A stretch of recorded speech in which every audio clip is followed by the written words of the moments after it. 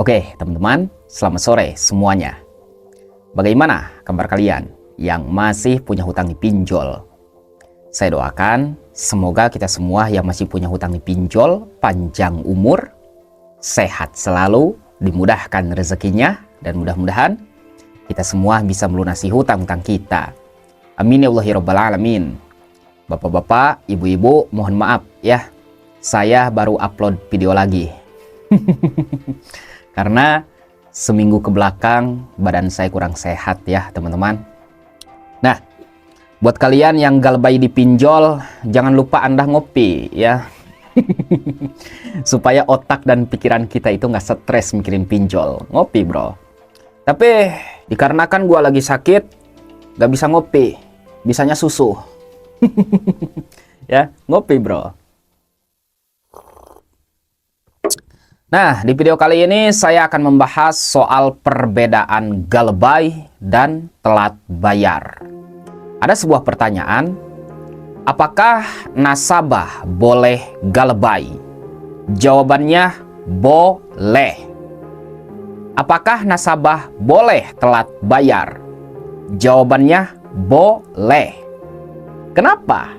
Karena setiap orang mempunyai haknya masing-masing. Oke? Jadi kalau kamu mau galbay, mau telat bayar, ya itu terserah kamu. Tapi, ada tapi nih. Nasabah boleh galbay asalkan dia menanggung resiko. Nasabah boleh telat bayar asalkan dia mau menanggung resiko. Oke? Nah, resiko galbay dan telat bayar itu beda ya teman-teman. Kalau kita galbay, resikonya ada 3, slik OJK, BI checking, dan debt collector. Sedangkan resiko orang yang telat bayar, itu resikonya cuma 1. Apa? Bunga bertambah. Bang, emangnya yang galbay bunganya nggak bertambah bang? Sama. Yang galbay juga bunganya bertambah. Tapi bunga itu tidak akan melebihi 100% dari pokok pinjaman Anda. Saya kasih contoh.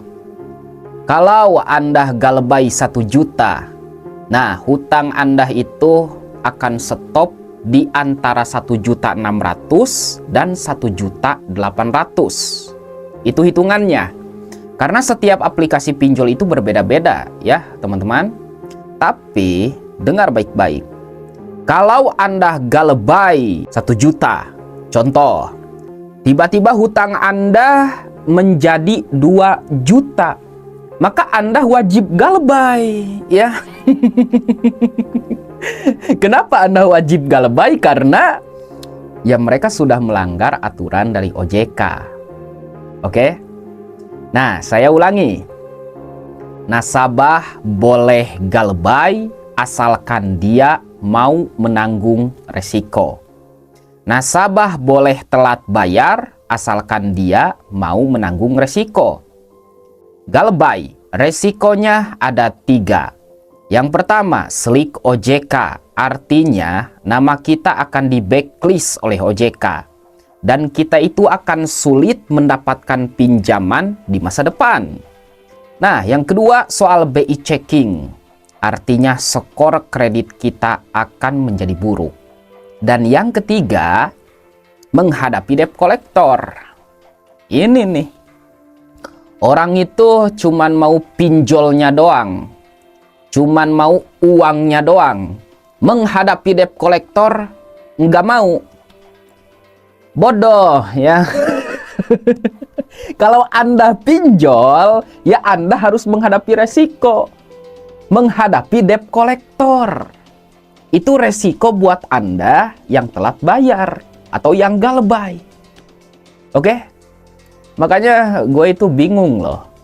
Lu itu kan mau galbay, mau telat bayar, tapi menanggung resiko nggak mau. Ya bodoh masalahnya. Hei teman-teman, setiap apa yang kita lakukan pasti ada resikonya. Jangan takut. Kalau kita meninggalkan sholat, resikonya masuk neraka. Betul nggak?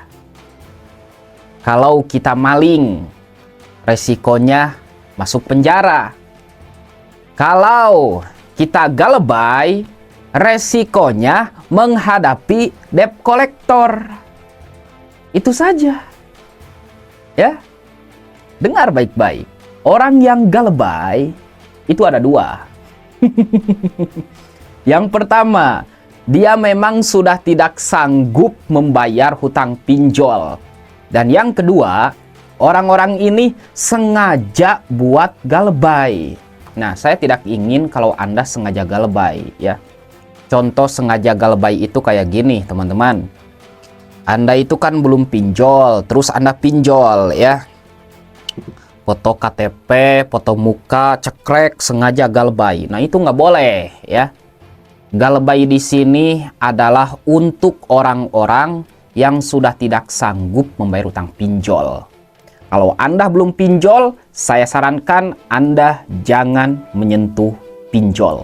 Karena pinjol bisa menghancurkan hidup Anda. Jangan sengaja galebay. Oke? Nah, Bang, yang galebay bisa dilaporin ke polisi nggak? Jawabannya bisa.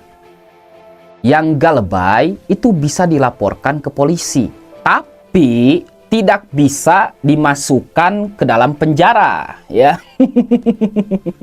Nah, dengar baik-baik nih. Misalkan Anda galebay, saya debt collector, saya melaporkan Anda ke polisi, itu bisa.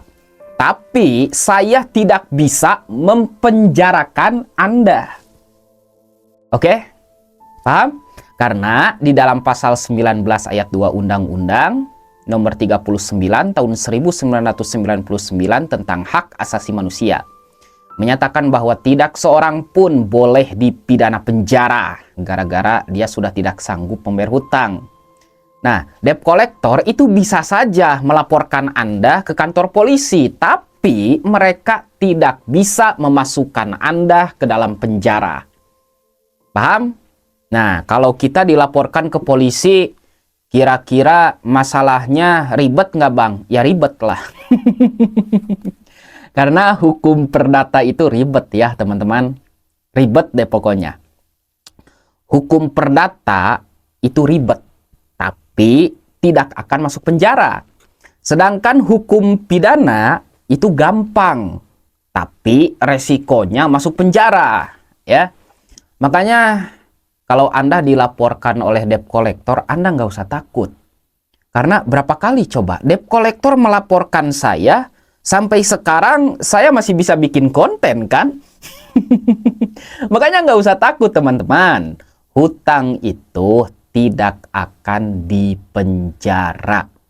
Selagi KTP kita asli, muka kita asli, data diri kita asli, kita aman.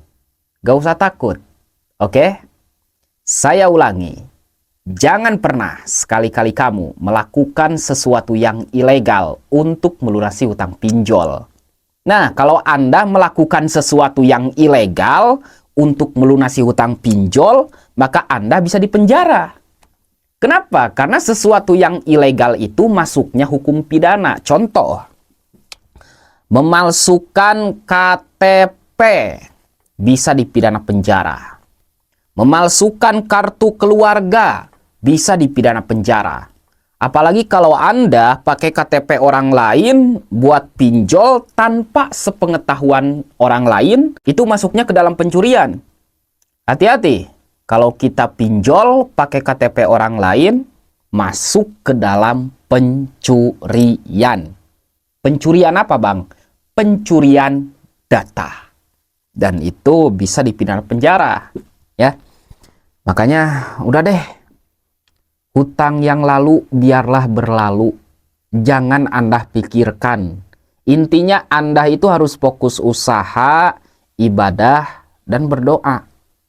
Saya yakin suatu saat nanti kamu bisa melunasi hutang-hutang kamu. Amin. BTW ini susu sapi ya. Bukan susu yang ada di warung. Ini susu sapi asli ya, yang diperas.